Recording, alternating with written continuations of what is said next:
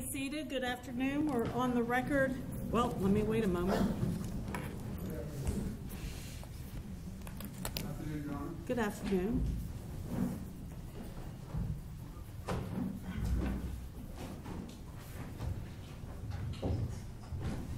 We're on the record, case number 12 CF 1083A. And Mr. West, as soon as you're ready, we'll get the jury back in. And yes, sir. I wanted to address the issue of 9616 before. I wanted to do it after. Finish it. Yes, Your Honor. After openings, yes.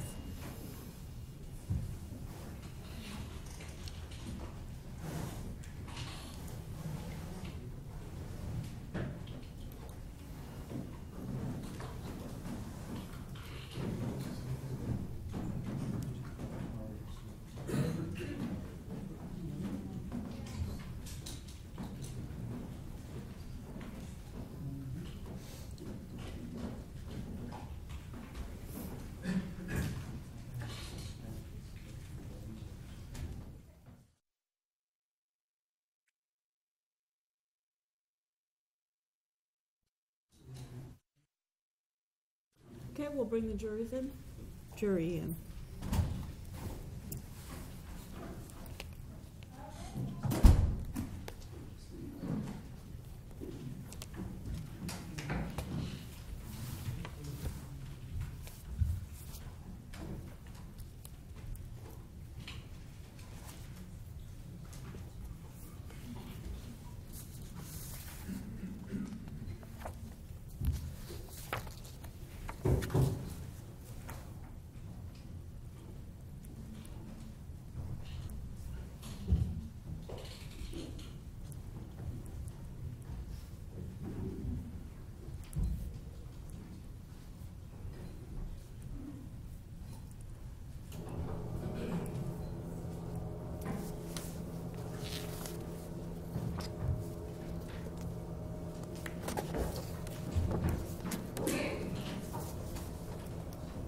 Your Honor, the jury is present.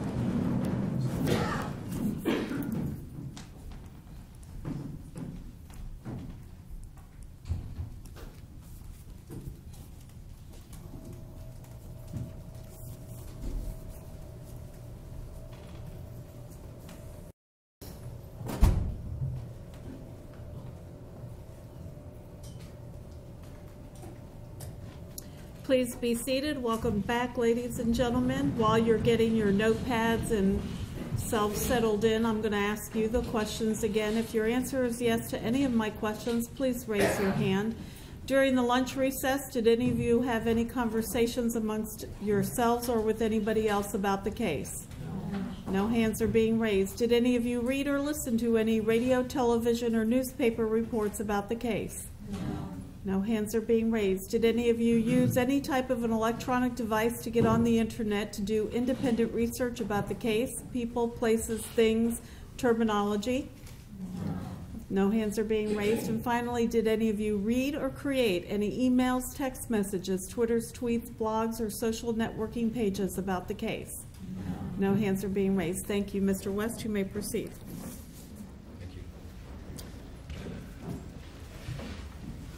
No more bad jokes, I promise that. I'm convinced it was the delivery, though. I really thought that was funny. I'm sorry if I offended anyone about that. Mr. Guy made several statements to you this morning that were passionate. They were obviously passionate. They were said strongly, but without much detail to back it up. My focus is on the detail, and if I have to sacrifice passion, it's not because I don't feel passionate about this case. It's been my life's work for the last year. But it's because I don't want that to get in the way, even if it means it's boring or somewhat technical. I want the information before you that you may consider in evaluating the evidence. I want to talk with you about specifics. The thing that Mr. Guy said so passionately, but yet so wrong, is that George Zimmerman pressed the gun into Trayvon Martin's chest. Before we broke, I said I wanted to talk about forensic evidence. I do want to talk about forensic evidence because that's science. You can hold your hand around it. You can examine it. It's not subject to bias if the experts are qualified. It's real. It doesn't change. So here's the science around the gunshot. It's fascinating, I submit.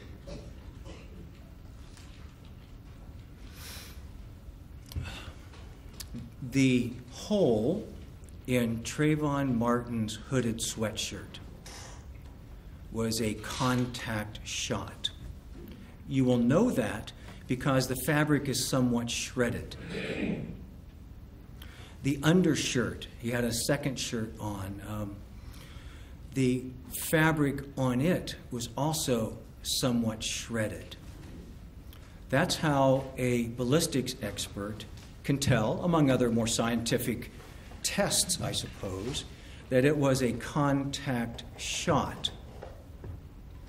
What that means is that the muzzle of the gun was in contact with the fabric. So instead of a hole, a nice clean hole that you would get if you shot from a distance, the gases exploding, the hot gases, burning gunpowder, all of that tears a big hole in it. Contact shots, be they in fabric or be they in skin, are not very hard for an expert to know. It's an obvious call.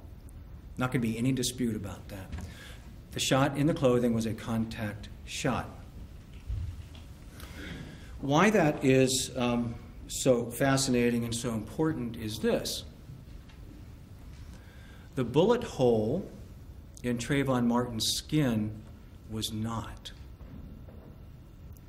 It was a very round hole made by a bullet. It had, they call it the ring and abrasion, and it had a 2x2 area of soot or stippling or tattooing, 2x2, something like that. And what that means is this. As the hot gunpowder that's burning exits the muzzle of the gun, it burns whatever it hits. It leaves marks. That's why they call it the tattooing or the stippling. It's not gunpowder that wipes off. So with the 2-inch by 2-inch area of this stippling or tattooing, and it not being a contact wound, that means this irrefutably. That the clothing Trayvon Martin was wearing was separated from his skin by at least a certain amount, an inch or 2 or 3. Maybe not can tell that precisely, although I suspect that you can get pretty close with an expert that knows what the 2x2 means, because the gunpowder has to come out and burn. So we have this. We have a contact wound with, or a contact with the fabric and not a contact with the skin. So then you would say, I would think, how could that happen? Here's how. Just the way John Good saw it. He saw Trayvon Martin straddling George Zimmerman and leaning over him, hitting him or punching him or pushing him. When you lean over, gravity pulls the fabric away. It separates, not like this, but like this. And you might say, well, how could that really happen? We know it did, first of all. But secondly, there's one other big piece of evidence that fits together perfectly that shows that John Good saw these two men in the position at the time.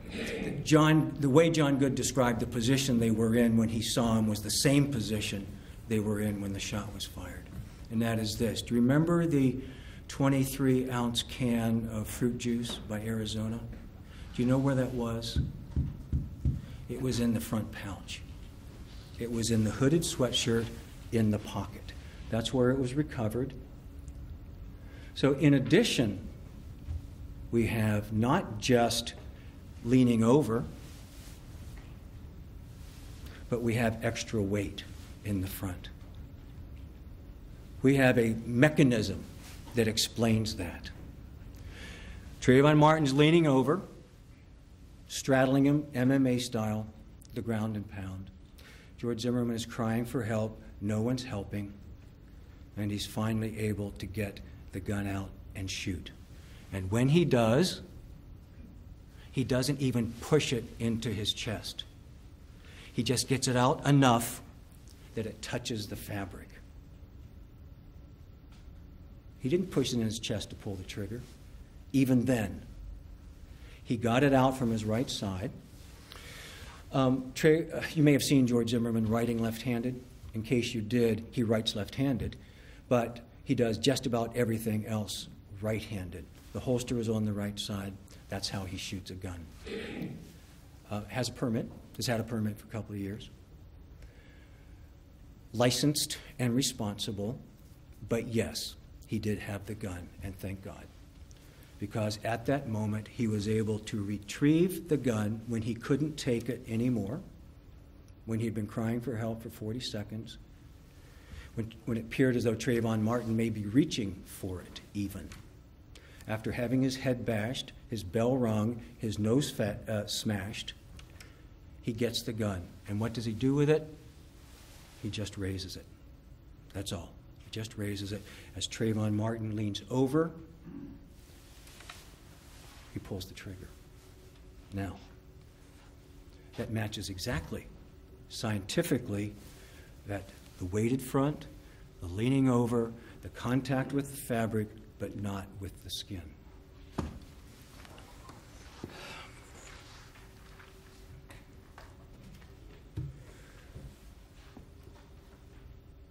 And we'll have experts to talk about that, just so you know. If that ever becomes an issue, there will be experts talking about it, including Dr. DeMaio, that I mentioned earlier. Mr. Guy also mentioned that there was no blood on Trayvon Martin's hands at the time of the autopsy. That's somewhat curious, he points out, isn't it?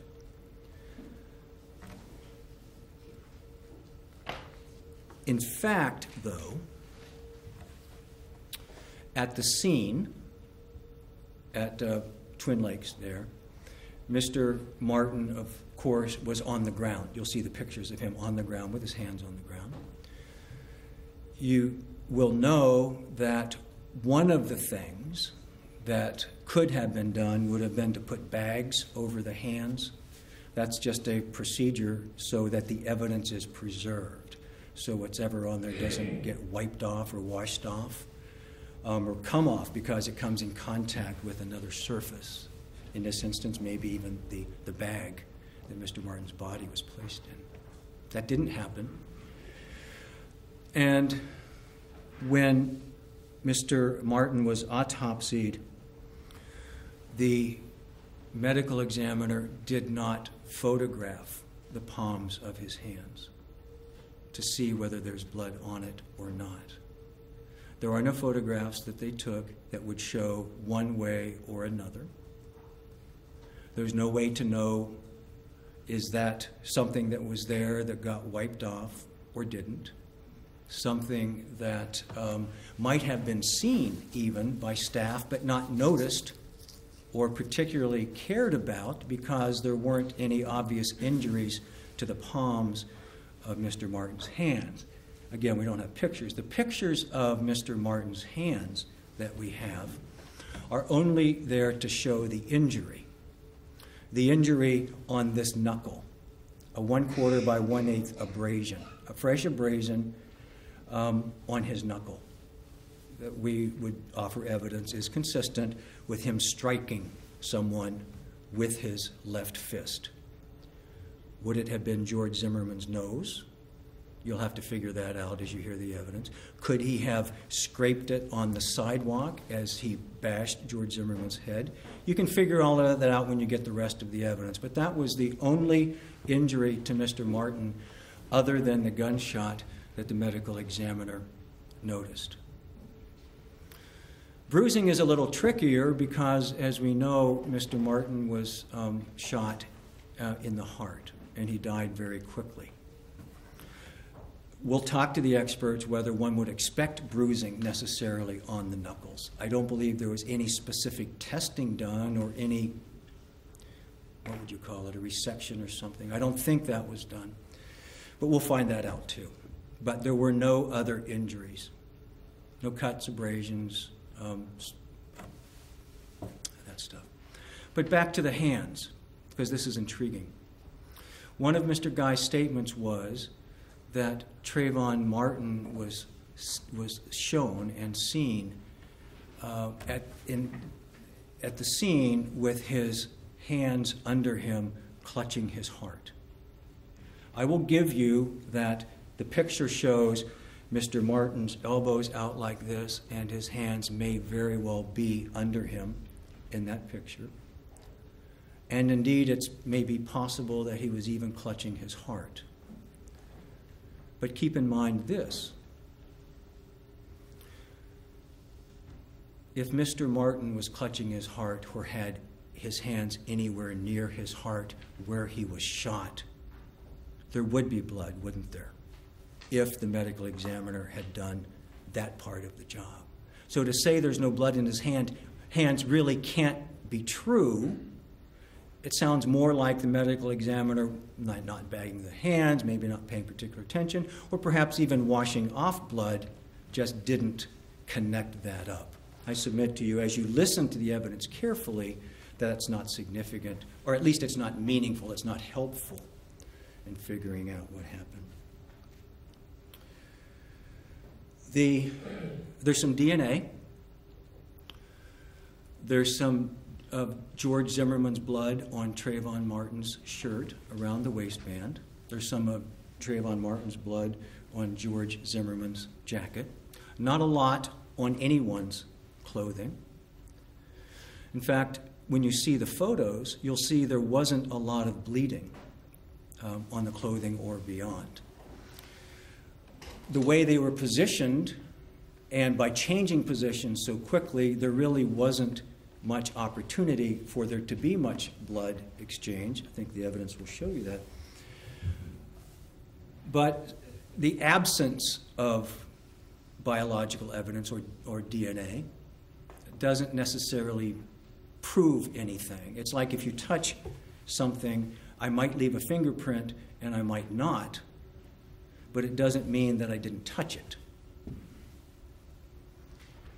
There's also an additional problem with the DNA in this case regarding Trayvon Martin's clothing.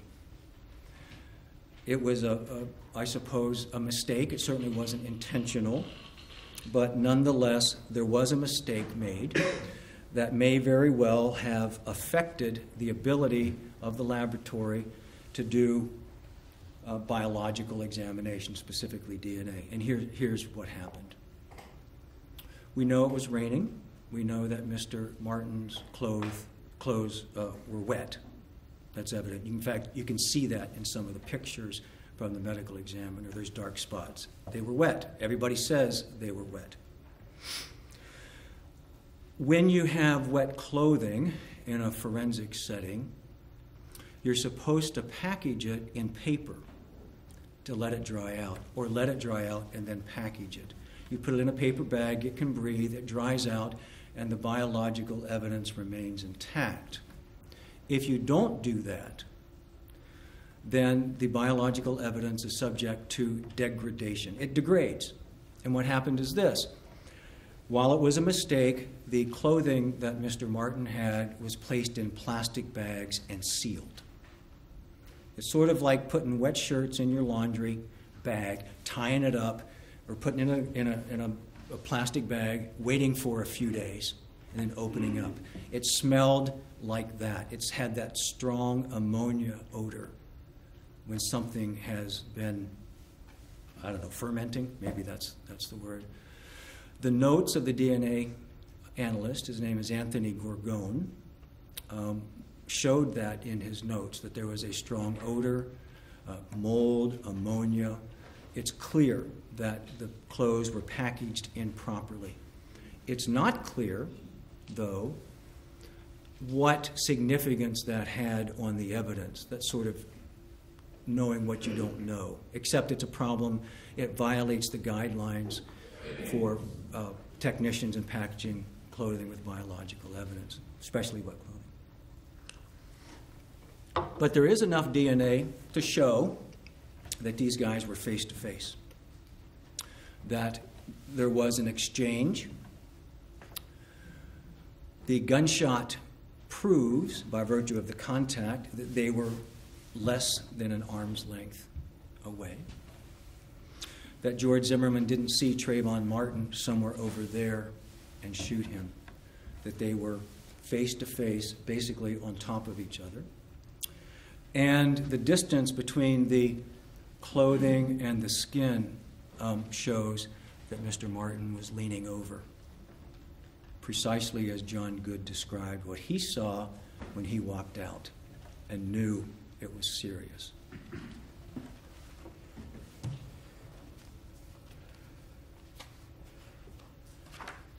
There's also another piece of evidence, calling it forensic evidence from the medical examiner, that corroborates what John Good saw.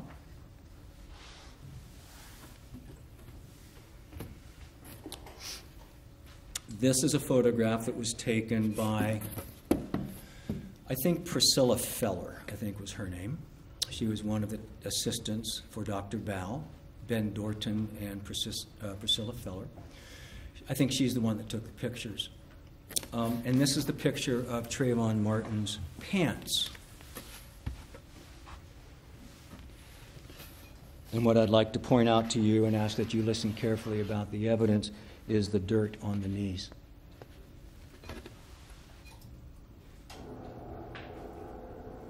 We know it was a wet night, rainy night, the ground was wet, and that John Good saw Trayvon Martin on his knees straddling George Zimmerman.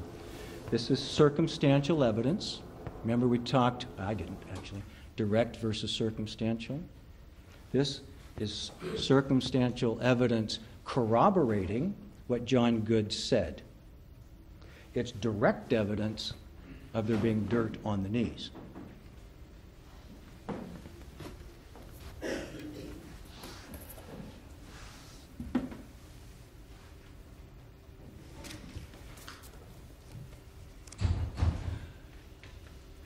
Let's also talk about some of the forensic evidence at the scene, as opposed to at the medical examiner. And just to orient you here, what this is this is a poster board that was created as a result of the information collected through a system called Total Station. The Florida Department of Law Enforcement has it, or at least they did. They can go to a scene, they can set up the unit, and they call it shoot. They can shoot all these points, hundreds of points, that allows them to create and recreate exact measurements of where everything is. They can get the buildings, they can get all of this stuff. You can take that data then, and you can put it in a software program and recreate it graphically exactly the way that it was, mathematically exactly. That's what happened here. The fellow that created this, a fellow named Daniel Shoemaker, used the data that the Florida Department of Law Enforcement collected and then took the information from Diana Smith, the crime scene person where everything was found, and put it on this picture. The T, Jenna Lauer, Jeremy Weinberg, John Good, Mr. Manalo is here. There's a couple of things that don't offer much by way of help. A plastic Walmart bag, even the plastic 7-Eleven bag at marker 2, or even marker 4, the first aid kit. They were there in mark, but I submit they're not worth spending a lot of time on here. There are drain boxes and sprinkler boxes noted in exactly the position where they were. And then there's some very specific physical evidence. You'll see pictures of those in the trial, and you'll be able to determine the relationship. Because of the perspective on this, it's a little difficult to know how far this is, but for just our purposes, this from the T to these markers is roughly 30 feet, 30, 40 feet in that neighborhood. Marker number 6 is where Trayvon Martin's body was noted. Marker number 8 is a cartridge case. That's the spent casing. That was the shot, that was the shell casing, the shot that George Zimmerman fired right here. Right nearby was a cell phone that became identified as belonging to Trayvon Martin. There's also a flashlight here. Mr. Guy mentioned 2 flashlights. The evidence would suggest this was a flashlight that George Zimmerman had on him, perhaps in his pocket, but that it didn't work. On the other hand, there's no physical evidence connecting this flashlight to anything. In other words, there's no blood on it. There's nothing that means anything more than it's here. I think if you listen back to the recording of the non-emergency call, that if you listen carefully, you can actually hear some tapping of George Zimmerman trying to get the light to turn on as he's exiting the vehicle. There is a light that did work, though, and it was attached to his key. It was a little tiny flashlight, and when the police got there, they found it, and they found it on, attached to the key, right here.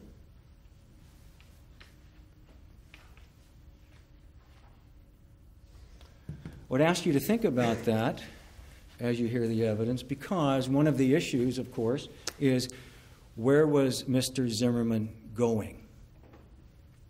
Was he trying to track down Trayvon Martin? Or was he headed back to his car or somewhere to meet the police? We know from the other evidence that this is where it started. And this is where the key and the little flashlight was found. This is circumstantial evidence, if you will, that this is in fact where it started. Not somewhere down here or somewhere else, but this is where George Zimmerman got punched in the face and dropped his key as he was headed back to his car. There was the fighting, it went on down this way, the screaming, and then John Good saw Trayvon Martin on top of George Zimmerman right here. And when he went back inside, just a few seconds later, the shot was fired. The shot that could only have been fired in this position.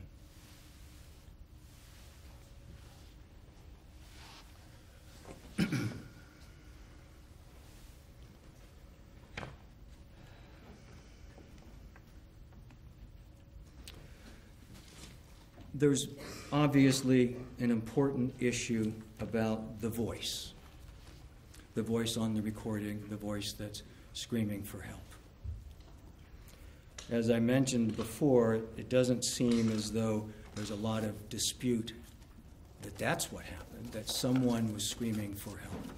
So the idea would be, if possible, to learn, certainly valuable to the case, who was that? We know from Officer Tim Smith that when he arrived on the scene and was speaking with Mr. Zimmerman about what had happened, that Mr. Zimmerman told him right then, right afterwards, I was yelling for help and no one helped. So that's evidence. That's evidence that Mr. Zimmerman was yelling for help. He was the one with the injuries, of course. And common sense might suggest that the person yelling for help is the one being injured, as opposed to being the person on the top. But there's more than that, obviously. First of all, a question is, can science tell us who was yelling for help? And the short answer is no. The voice sample was submitted to the Federal Bureau of Investigation Digital Laboratory at Quantico. Their senior scientist is a fellow with 30, 40 years experience named Hirotaka Nakasone. And Dr. Nakasone personally evaluated and reviewed, examined the recording, and said, there's not enough sample here.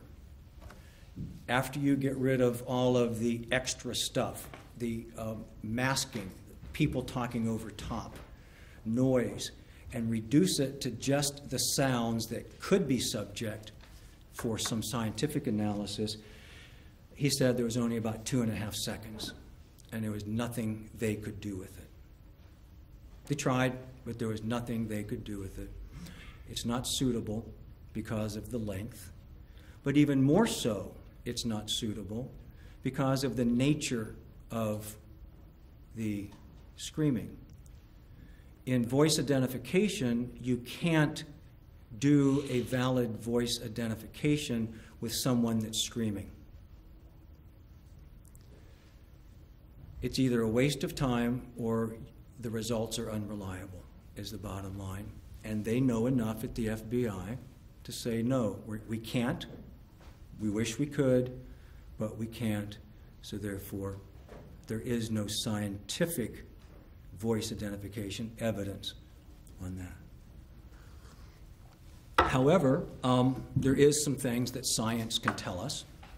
One of them is, for example, it's accepted in the scientific community that you cannot tell someone's age by screaming. You can't listen to someone that's screaming and know how old they are. Because of what the fear and the panic in a life-threatening situation does to you, it changes everything. There's nothing predictable. A 50-year-old man can sound like a 14-year-old girl.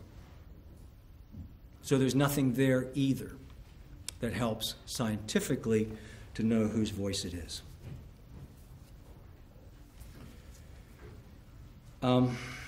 So what we're left with then is people that may be familiar with the voice, and whether or not someone that knows the voice can say, I've known that person their whole life. I've known them in every situation since they were little, laughing, crying, yelling, what have you. And I hear that, and I recognize it, and this is who I think it is. And there's evidence about that in this case, too. I'll give you an example. George Zimmerman's uncle, Jorge Meza, is retired military and a sworn deputy with the Orange County Sheriff's Office. He was at home working on his computer or something, and his wife had the TV on in the background. Mr. Meza didn't know necessarily what she was watching, except it was the news. And he heard the scream over there working on the computer. He heard it playing on TV. And he will tell you, he immediately, without question in his mind, knew that was his nephew George. Likewise, there are family and friends of George Zimmerman, co-workers, who listened to the recording, either on when it was played in the media or elsewhere, and said, that's George Zimmerman screaming for help.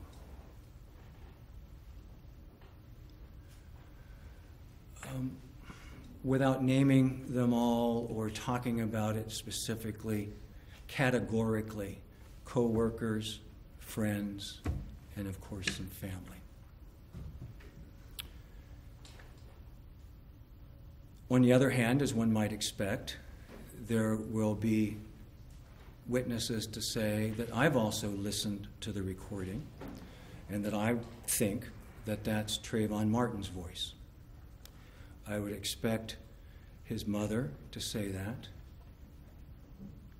She certainly wants it to be his voice. I would expect that his father would say that, and perhaps other family members. But I think there's some things to know about that as the evidence unfolds. The event was February 26th, 2012, about 7 o'clock at night. As I mentioned, it wasn't immediately clear who Trayvon Martin was. Mr. Martin and Ms. Green weren't home, and Chad Johnson, the 12-year-old, didn't know something was going on. So it took a while for this to unfold. And then on, I believe it was February 28th, investigator Chris Serino with the Sanford Police Department met with Tracy Martin and Brandy Green. Now, they'd met with them before, but this was at the Sanford Police Department for the purpose of reviewing where the investigation stood and to have the opportunity to play the recordings. I believe Mr. Zimmerman's call may have been played. There were other calls played of other residents that made a 911 call, none of which had the screams or the shot. But there was this one call, the call that we've heard here today with the screams in the background. And Mr. Martin and Ms. Green were sitting at a desk in kind of a bullpen area in the Sanford Police Department, and Investigator Serino was playing the recordings for them and having them listen. And played the one that you've heard here today with the screams and the shot, and played it through from beginning to end. And Investigator Serino then turned to Mr. Martin and said, "Is that your son?" And Mr. Martin lowered his head and said, "No, that's not my son." Brandy Green didn't weigh in on it. She didn't say, "Well, let's hear it again." Mr. Martin didn't say, "Let's hear it again. I'm not sure. I can't hear it very well." Said, "No, that's not my son." Indeed, Mr. Martin didn't tell Sabrina Fulton that he had heard the recording at the police department when he talked with her. And then, of course, more stuff started to happen in town. Things started to happen. George Zimmerman hadn't been arrested yet. There were press conferences. Indeed, after this event at the Sanford Police Department, Mr. Martin and Ms. Fulton hired a lawyer, a law firm, several lawyers, and a media consultant, began to have press conferences. The community reaction became to building. In fact, there was a lawsuit filed to get the recording released because it was part of the investigation. Mr. Martin did not go back to the Sanford Police Department and say, "Can I hear it again?" His lawyer didn't do that. Ms. Fulton never contacted the police department and said, "Can I listen to the recording?" Instead, there was great public pressure on the city to release these recordings. The state attorney's office in charge of the case, Norm Wolfinger, he's the state attorney for this circuit, was contacted. He didn't want the recordings released. No, I'm sorry, objection. This is contrary to our motion in limine that we heard last week. Okay, and it's also a closing argument. Sustained. Thank you.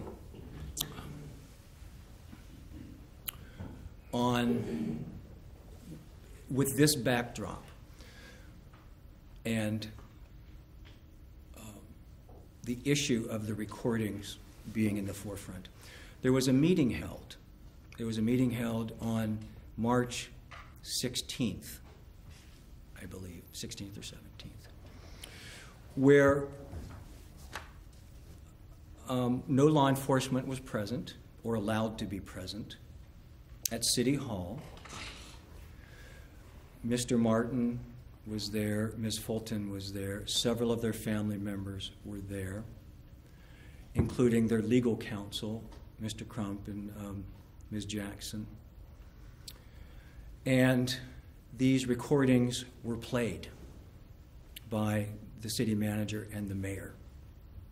They were basically taken out of evidence without law enforcement being present and played. And not played for each one by one, separate from the others, but were played all at the same time with everybody in the room.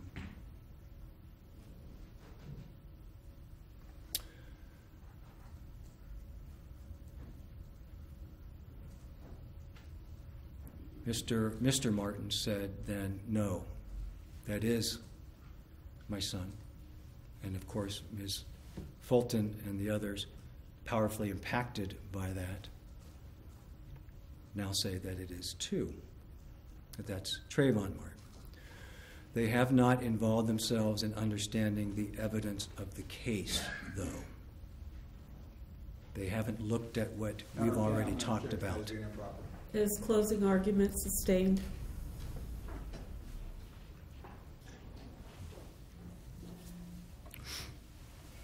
So,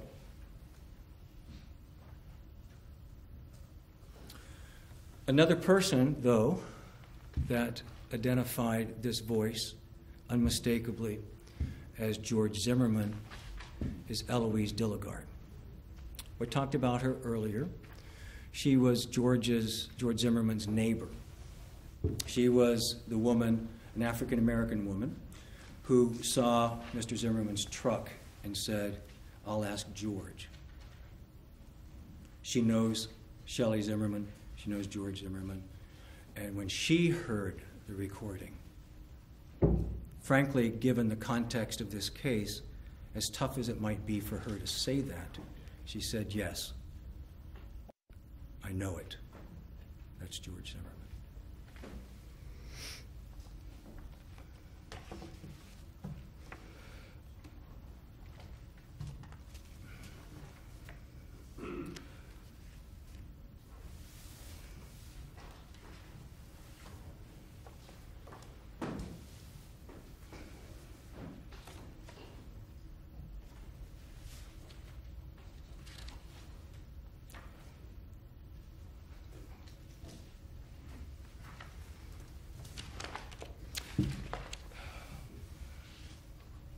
Excuse me.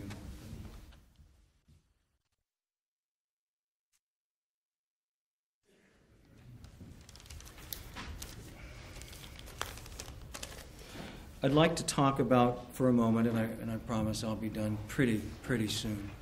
This is a lot of information.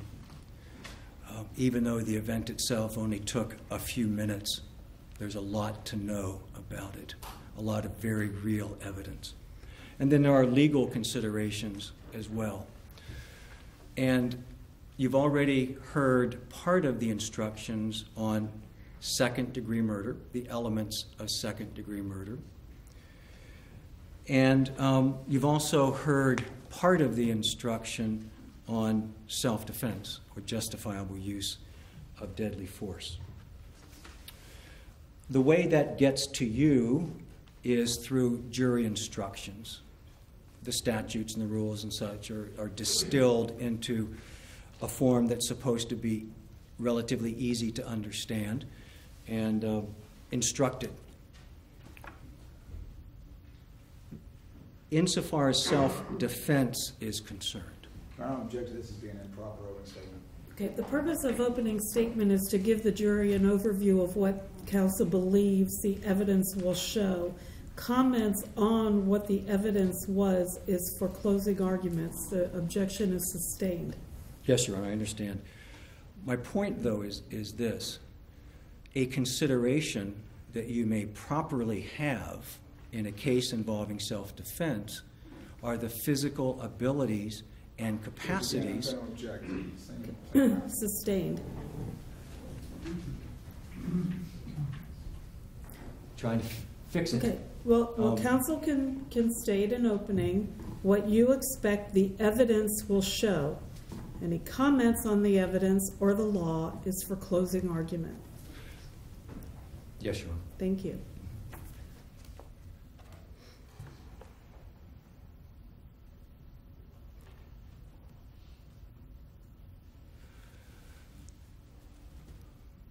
May we talk for a moment about the physical abilities and capabilities of Trayvon Martin and George Zimmerman?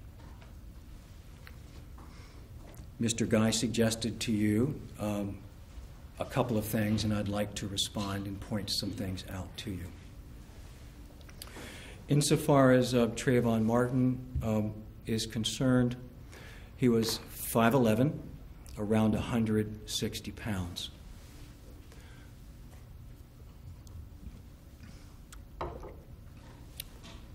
He was a former football player. He used to play linebacker, and he was very good at it. He knew how to give a hit and take a hit, as anybody does that plays football. He also knew from John Good's testimony that he knew how to mount someone so as to incapacitate them. Mr. Guy mentions that George Zimmerman had some training too. Yes, let's talk about that for a moment. George Zimmerman, some years back, was quite heavy and wanted to get in better shape, lose weight. Regrettably, after living in hiding the last year, following this event, he's put it back on. But in February 2012, he was considerably lighter than he is now. He was around 200 pounds. And it was a result of diet and exercise, which I'm told is the only thing that ever works when it comes right down to it. He worked full-time, as I mentioned. As Mr. Guy mentioned, he also went to school. He was in college. And when he could, he went to the gym. The gym is called Cocapelli's Gym. It's in Lake Mary. The guy who runs it is a fellow named Adam Pollock.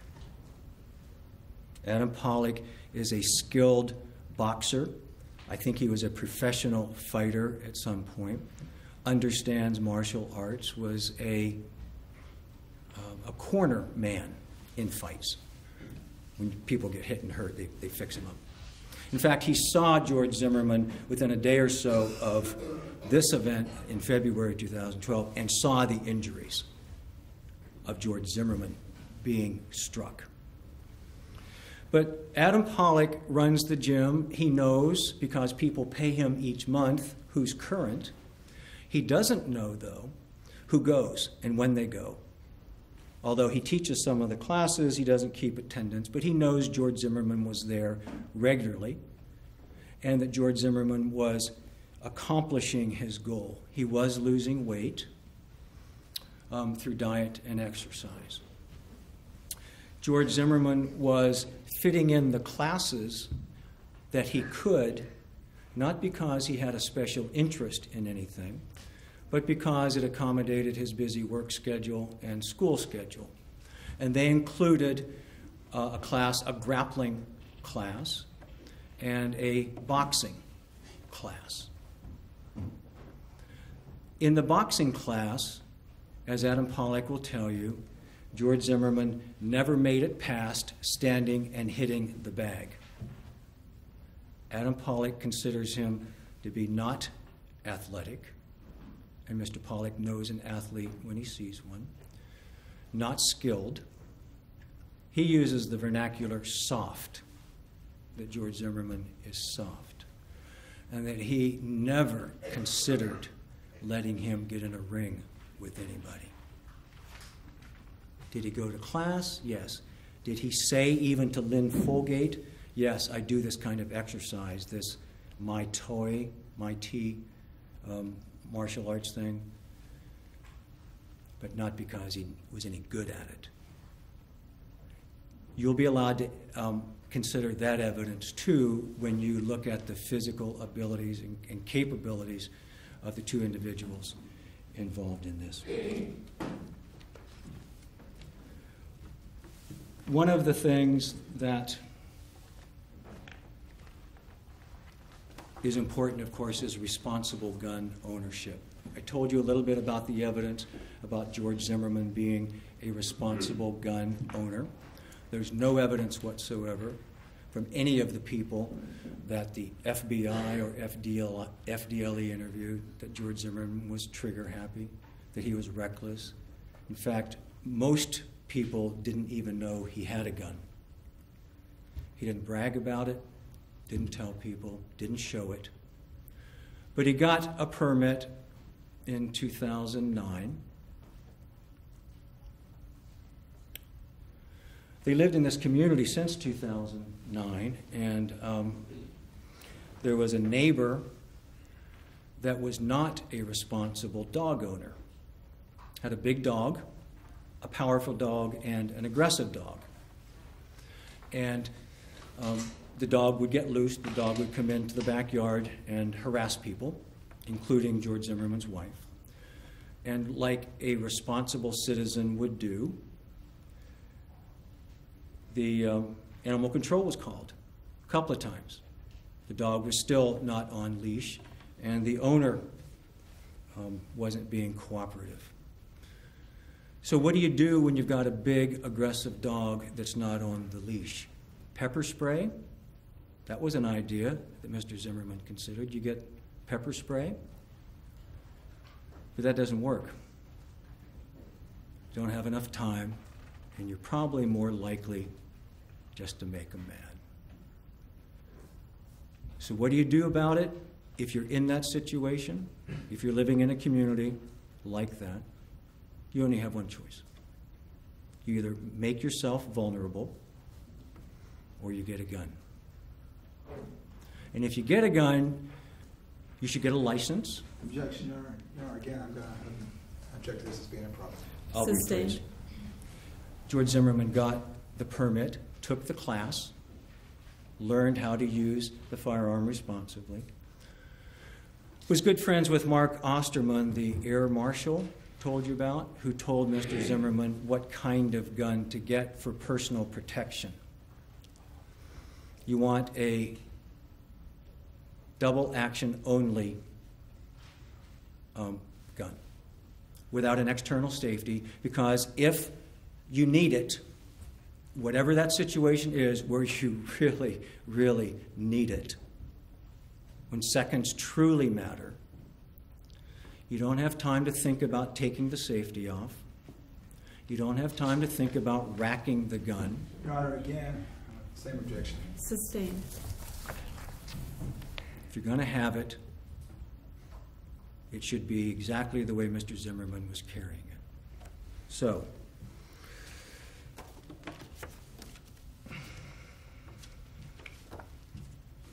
Your Honor, I would like to address the jury briefly on the burden of proof and the standard of proof.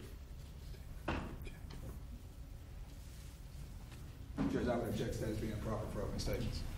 Opening statement is for counsel to tell the jury what they expect the evidence will show. Argument as to the law is for closing argument. Your Honor, would the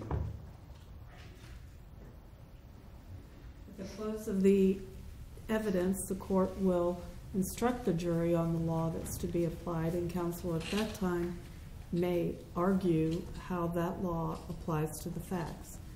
This is opening statement. The objection is sustained.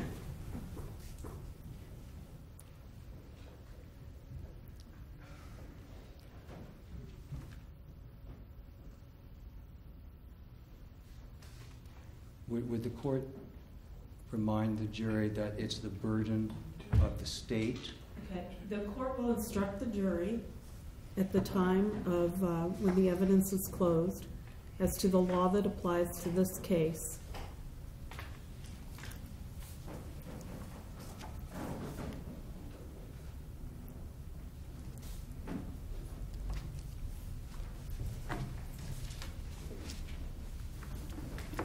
You've heard some of that already in the jury selection and the general voir dire about whose burden it is and what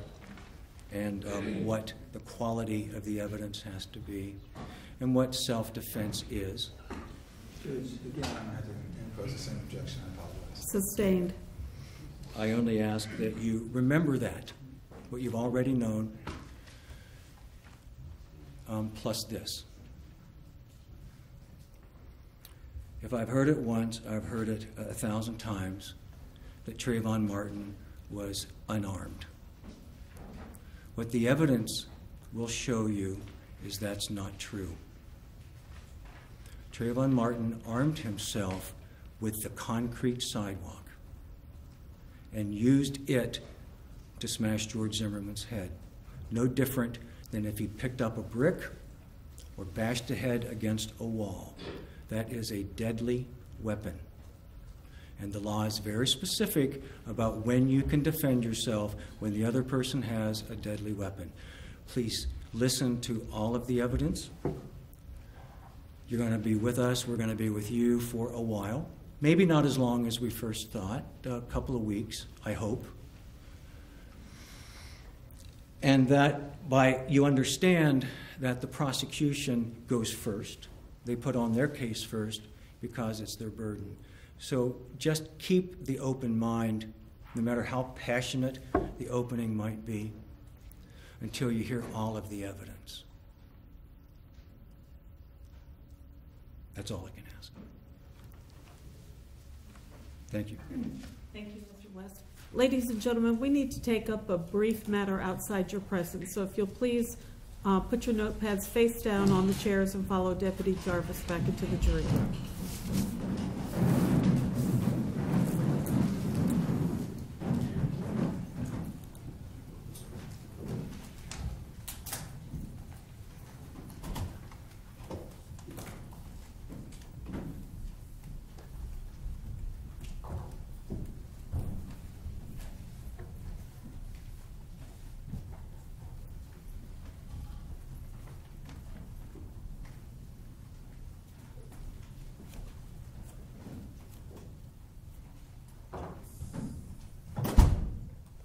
Okay, please be seated.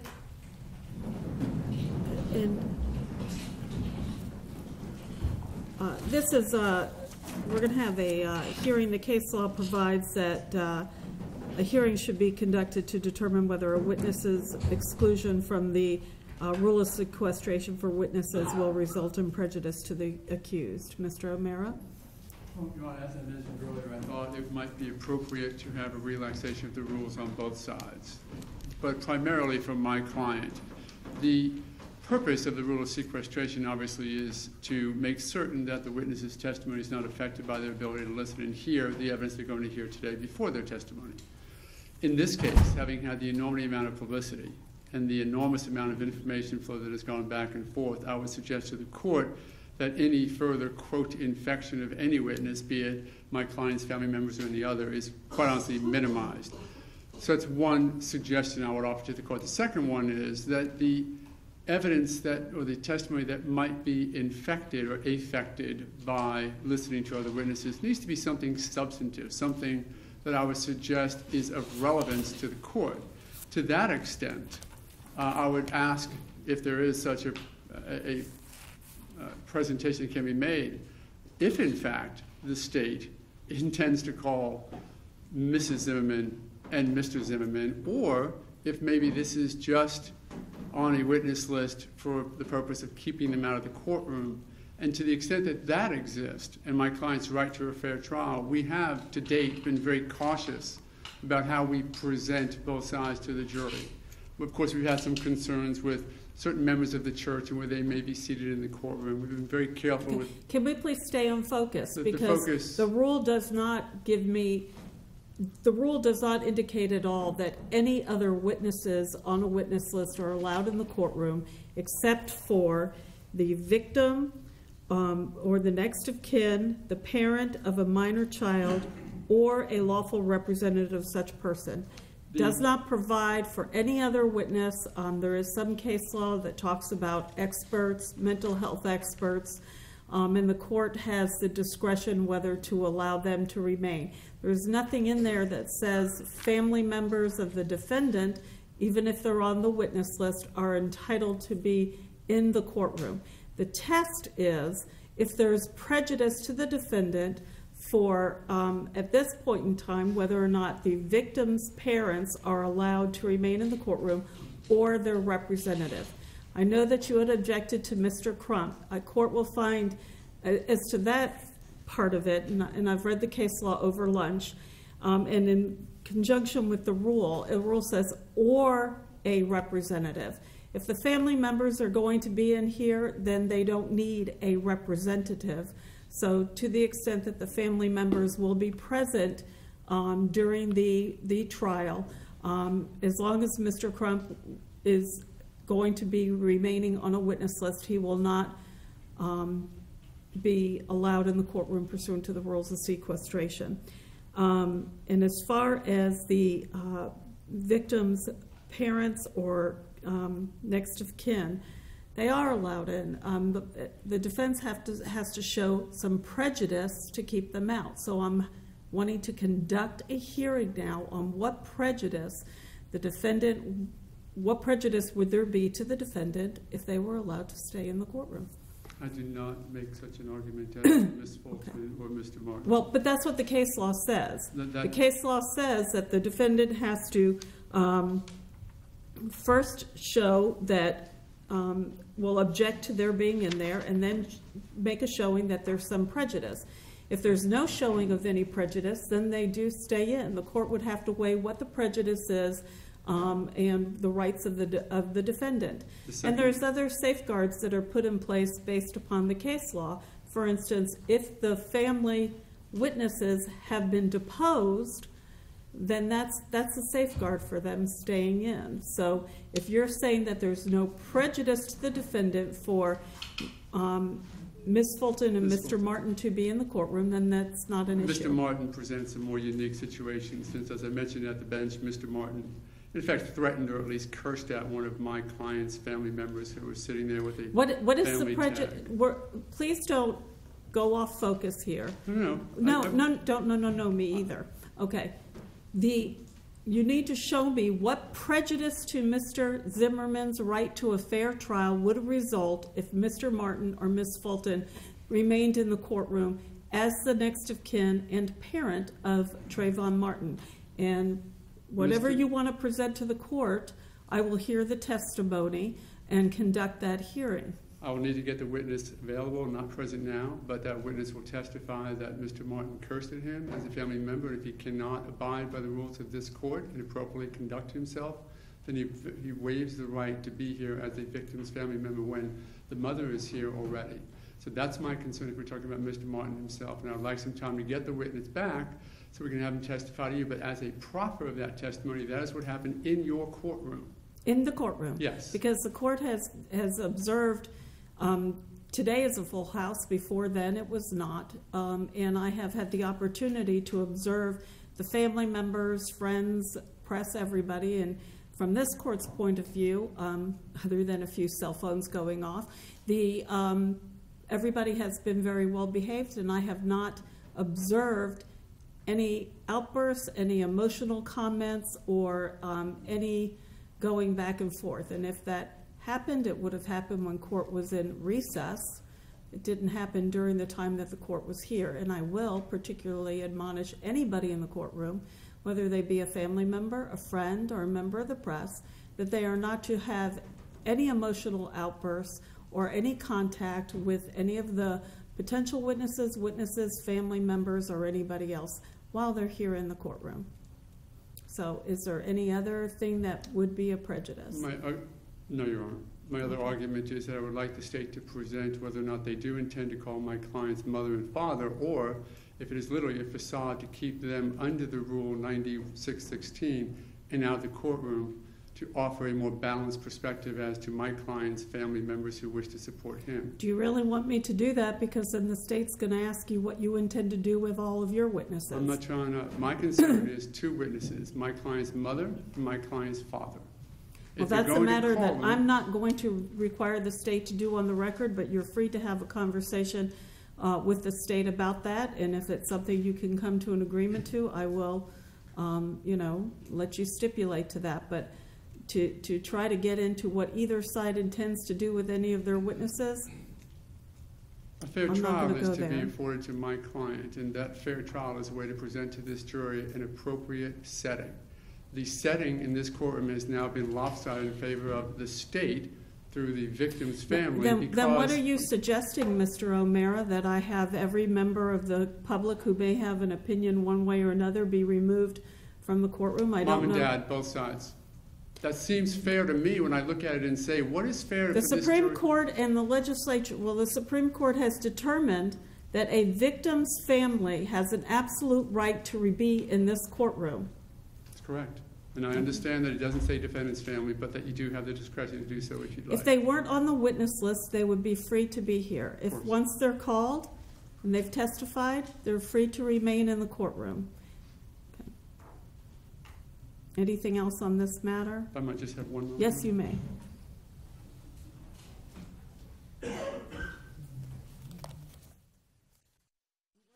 Just for the record, the cases that the court had considered was Gore versus State, 599 Southern 2nd, 978, Supreme Court, 1992.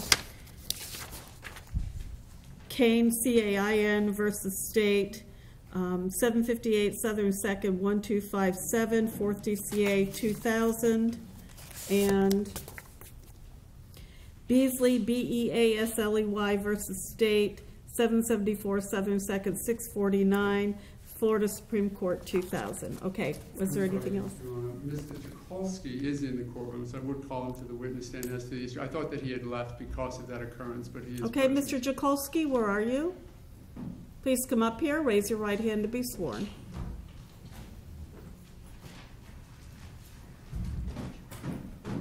Do solemnly swear or affirm that the testimony you give will be the truth, the whole truth, and nothing but the truth, so help you God? I do. Please come up, take the stand. If we could please get the easel down and I'll get to that one.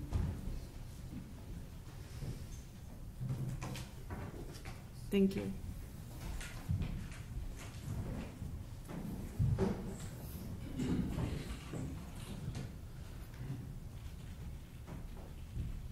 May I inquire? Yes, you may. Sir, state your name, please, Tim Tucholsky, or Timothy Tucholsky. and if you would spell your last name. Tucholski. And you've heard me mention to the court sort of what I call proffering information, because I didn't know that you were right behind me, concerning an event between yourself and a member of the Martin family. Yes. If you could narrate and just tell us what happened and where and when. I was coming back from a restroom break. I had taken myself. I believe the court was still in session when I came in. When I was walking, it was just being let out for a break. And Mr. Martin had... Can you point out the person who you identify as Mr. Martin? Right there in the blue suit. Is that a light blue suit? Light blue. Thank you. Had seen me and seen my badge, saying, look, I guess looked at the chest, and right here he looked down where this was and said, motherfucker, under his breath. Loud Enough for me to hear it. Did you respond in any way? No, sir. Did he say anything else? No, sir. He was in the courtroom when that happened? Walking outside the door. I was holding the door actually for him and Mrs. Martin and some other Was people. the that were judge coming on in. the bench? To be honest, I don't know, sir. Nothing further, Your Honor. Thank you, Andy Cross. Yes, you may. How are you related to the Zimmerman family, sir? I'm a friend of Mr. Zimmerman. And was this your first time in court? No, I've been in courts the last 2 Tuesdays. Okay, so you pick on Tuesdays to be in court only? Is that It's the the last only- 2 Tuesdays? Yeah, it's the only time I could get off work to Sure, support. okay. And on the 2 prior Tuesdays, did any other family member say anything to you? No, sir. Okay. And what you're telling us that Mr. Martin, Tracy Martin, all of a sudden, just under his breath, used the word, the language you used, the profanity you used, MF? Yes, sir, that's what I believe I heard. It's what you believe you heard, so you're not sure you heard that. I heard it under his breath. Well, are you sure or are you not? I'm sure that's what I heard. And what other words did he utter? That's it. So you were being nice enough to hold the door for him. I was walking in while he was walking out. Right, and so you held the door for him, and he looked at you, stared at you, and said, pardon my language, motherfucker, under his breath? He never said pardon my language. No, that's me saying. Oh. Excuse me. I don't use profanity. No, well, I was walking in, and it was real quick. Like I said, it was under his breath, and it was that word. So if that occurred, wouldn't he have been concerned that you maybe were going to smash the door in him? Wouldn't it have been concerned that he would be getting out? I don't know what he's concerned with. I object. He's badgering the witness. It's a simple statement. Now he's coming up with some fantastical thing that Mr. Martin would think he was going to get the door smashed in his face, and that's why he said. Okay, so let's stop this right now. I have told counsel before, first of all, no one talks over the other. The court reporter could only take one person down at a time. I will not have any speaking objections in the courtroom. What is your legal objection? He's harassing the witness. Okay, overruled. Demonstrate to me exactly what you're saying. You were coming into the courtroom, right? And so we're talking about this door right here or the outer door? The outer door. Okay, so nobody else saw it except you? Well, yeah, it was, like I Right? said, he was right in front of me here, Okay. and I heard, Right. I saw him look at me, Right. and that's the first time I ever made contact with anybody. Right. But That's you're fine. saying, so this did not happen actually in the courtroom, it happened outside the courtroom? It happened between that door and the other door. It was a great big crowd of people coming through. I guess it was a break, so a lot of people were coming through. I Right. was coming back. And you opened the door for him to let him out. I didn't open the door specifically for him. I was already coming in. I was holding the door because there was a lot of people coming towards me. He was one of the people coming out. And he went right by you and looking straight ahead, right? He all of a sudden turned towards you. No, he was, like I said, he was in front of me. He looked down. He was in front of me, coming towards me, looked down at my badge, or my chest area, I'm assuming Sure. the badge, and that's when I heard it. Again, Okay. that's it. So when he uttered these words, he was not facing you, but he was looking down, correct? He was looking down. I saw him look at the badge. I can't remember specifics because exactly what happened was, from my view, was he looked down at my chest area and he said that word. That's what I thought I heard. That's what you thought. So you're assuming that, right? That's what I heard, and because that's what my ears heard, I'm assuming yes. Okay, so, but you're saying that Mr. Martin was looking down at and reading your name, and in the process of reading the name on there, George Zimmerman. As I said, he looked down.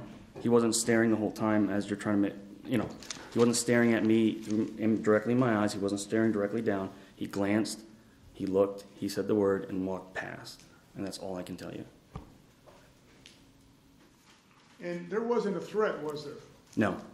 Okay, That's so what when I Mr. heard. O'Mara earlier said there was a threat, did you lie to Mr. O'Mara about that? I never said there was a threat. That's what my specific word, that was the word I heard. Well, why would Mr. O'Mara have uttered to the court and asserted that there was a threat? I don't know. I never said threat. Who did you tell this first to? I told originally to Shelley Zimmerman. To Shelley Zimmerman. And she was in the courtroom at the time? She was sitting in the courtroom, yes. So this happened before the court got started, before we had the hearing about who could be in the courtroom or not? Yes, that wasn't today. So this didn't actually happen today, it happened a prior day. Yes. And now you're bringing it to the court's attention? Only because I'm being asked to. Okay, so I didn't- misunderstood. I thought you said it happened today. I never said anything like that. Oh, I completely apologize. My fault that I assumed. So it happened last Tuesday? I believe it was, I can't remember, it was either last Tuesday or the Tuesday before. I think it was the Tuesday before. So maybe 2 weeks ago, and you waited all this time. I never waited. I actually told somebody. I didn't want to make a big deal of it because I didn't seem like I should pile anything on to either side right now. So All right. I didn't say anything. I was asked, Sure, okay. and then so I said something. Okay. And so 2 weeks ago, or maybe later, even longer than that? No, it's only the last 2 weeks. Okay, that I and did. you told who now? I told Shelley. You tell Ms. Zimmerman, Shelley Right, Zimmerman. right. Wife. Did you tell anybody else? After it happened, and I didn't think it was as big of a deal. Not that it wasn't a big deal. I just didn't want to make any ripples. I didn't want to make anybody sound bad or. Sure. So after I told them, I guess they said it might have been a security issue. So I believe some of the deputies were told that it may have happened, or. Did you go and tell? I didn't tell anybody right away? else. No. I mean, I discussed it with Shelley and Zimmerman? yeah. Okay. And so you don't know how Mr. O'Mara found out? I I'm guess. sure. I'm assuming through Okay. Shelley. And of course, you're telling us the truth now. right? Absolutely. Okay. But it wasn't that important 2 weeks ago, and now's when you bring it when there's this Because hearing about who's. like I said, I've been asked to. I wasn't planning on coming up here. I don't want to be Okay. sitting here. Okay. Thank you very much, sir. Okay. Thank you. Any other questions? Just what is the name, what's on your badge? It says family Zimmerman, and then a number and Nothing the date. Okay, thank you. You may go ahead and take your seat. Are there any other witnesses from the defense? I mean, I can call Okay. security concerning it, but they found out and instituted a policy that people Okay, have to my have. question is, are there any other witnesses? I don't think we Okay. need to know that. The court's ruling is going to stand, and I'm going to cite again the case of the state of Beasley versus state of Florida, citation previously given, which states there are two bases upon which a defendant may object to the trial court's decision not to apply the rule of sequestration to a witness who is the victim's next of kin. First, one could argue that the witness has changed key testimony to conform to the evidence presented, and counsel had indicated that that was not a concern, and the court has asked if depositions of the next of kin or the family members have been taken, and the answer was yes. The second area of concern may be the prejudice potentially caused by emotional reactions of the victim's family members. And again, the court has stated that there have been no such emotional reactions from the victim's family members while this court was in session for this court to observe. I do not find the testimony that we just heard to be of any concern to the court, but especially with the court admonishing everybody, as I have, that there'll be no emotional outbursts and no comments to other people. With that ruling, with that determination, the court rules that Ms. Fulton and Mr. Martin may remain in the courtroom. While they're here, Mr. Crump will not. As long as Mr. and Mrs. Zimmerman remain on the witness list, they will not be allowed in the courtroom until they have completed their testimony or otherwise been released. Do you need a few minutes before the state calls its next witness? We need to change out the laptop and I think the lectern. Or calls their first witness, I should say. Yes, let's go ahead and get the court ready. How long do you need? No more than 5 minutes. Okay, court will be in recess for 10 to make sure we have enough time.